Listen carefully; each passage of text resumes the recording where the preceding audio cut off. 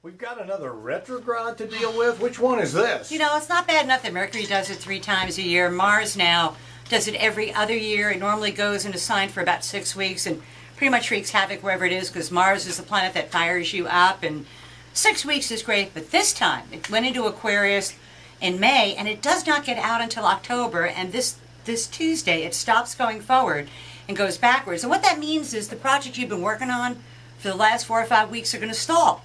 And they're just going to stall, and then they're going to go backwards, and stuff's going to fall apart. And then by the end of August, when it goes direct, you can put whatever's left, the pieces that are left, and go forward with it. It's right. You know, you can't throw everything up on the wall and expect it all to stick. Some should. And so we need to know where in our charts that's going to happen for each and every one of us. So the sign that we're in is Cancer. And for them, and this also means the United States, because the U.S. is a Cancer. Mars is in our 8th house of other people's resources, of finances. And it means that normally you are cut off from accustomed sources of income. You have unanticipated expenses, and there's trouble in general with your financial flow all the way across the board. And it is for 2 months, so you got to be really careful with the expenditures that you get yourself involved in, because normally what that means is your resources are more finite than you think that they are. Okay. For Leos, it's in their 7th house of partners and open enemies and intimate one-to-one relationships. And Leos everywhere are going to be examining their intimate one-to-one relationships and see which ones are working and which ones aren't. And the ones that aren't, they're going to really want to try and figure out what does it take to make it work.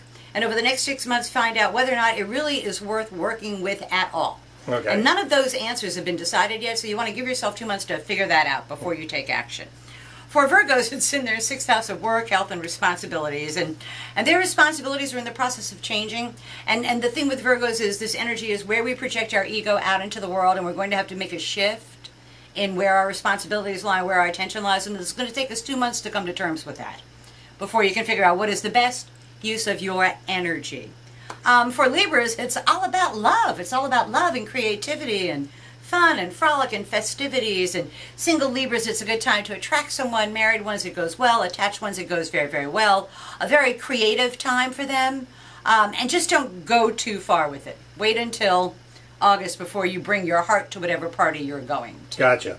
For Scorpios, it is in their 4th house of home and their foundations. And Scorpios everywhere are trying to blow stuff up at home. And to Scorpios, I say, don't blow everything up. Some things need to be blown up, and you will find out in the next few months which things really did need to be blown up at home and which ones you're just going to make it harder for yourself to reinvent yourself. It's pretty much what it is for them. So there's a lot of stuff going on at home for them.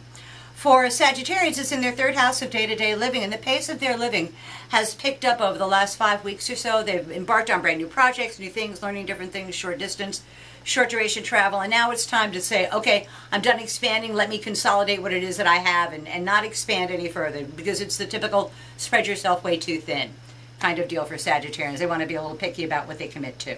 For Capricorns, it is in their 2nd house of money, and these guys are fixing to spend a boatload of money. They have been spending money, and whatever it is they've been spending money on, now they get to throw good money after bad, which is the bad thing. So it's sort of like, you know, you have an old car, quit trying to fix it, just trade it and get a new one. A lot easier to do it, that kind of deal, because you'll end up spending more money in the long run. Gotcha. For Aquarians, Mars is in their sign, and they are the Robert Conrads of the Zodiac. They knock this off my shoulder, go ahead, give it a shot. And we've had a lot of Aquarians that have taken advantage of this. Guys like Paul Ryan have taken advantage of that energy, and they find out now that not everybody's on their side, and not everybody's a fan, and not everybody that said, oh yeah, go ahead, do it, is going to actually stand there and be there when you say, can I count on you? They're going to look around and go, man, there's a lot of people missing. So that kind of deal. I have to be really careful with that. For Pisces, I think they have the biggest risk of all, because Mars is in their 12th house, and they can be their own worst enemies in one way or another. And they can either shoot themselves in the foot or enable somebody else to shoot them in the foot. They just have to be really careful with their friends and don't let their friends lead them astray.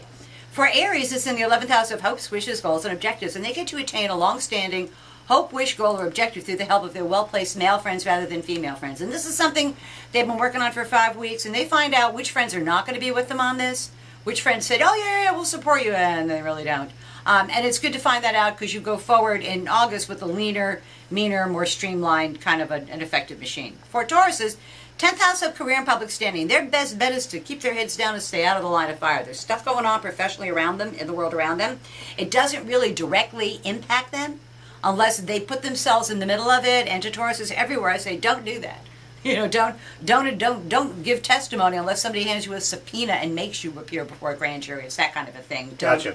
Kind of keep your head down and stay out of the line of fire. And then for Gemini, the last sign, it's in the ninth house of the law. Legal matters, educational matters, important matters at a distance, long distance relationships all come into question. And things that the Gemini thought were going really, really smoothly turns out to not be going so smoothly over the next 2 months or so. And they have to be really careful not to commit themselves to a path that they can't back off from. They need to keep that mutable Gemini energy going to where they can kind of go either way. They can jink if they need to. So tomorrow's news today. I'm not a big fan of Mars going retrograde, as you sure can tell. Doesn't sound like it. Well, I like it when the energy is direct and straight and forward. You know that what you do is going to be a consequence. I hate this twisted kind of guess what's going to happen, and that's kind of the Mars thing. Hard to predict. So, Yeah, well, unfortunately, we'll tomorrow's see you news next week. today. Yep, see you next week. See if we can turn it around. I hope to be here.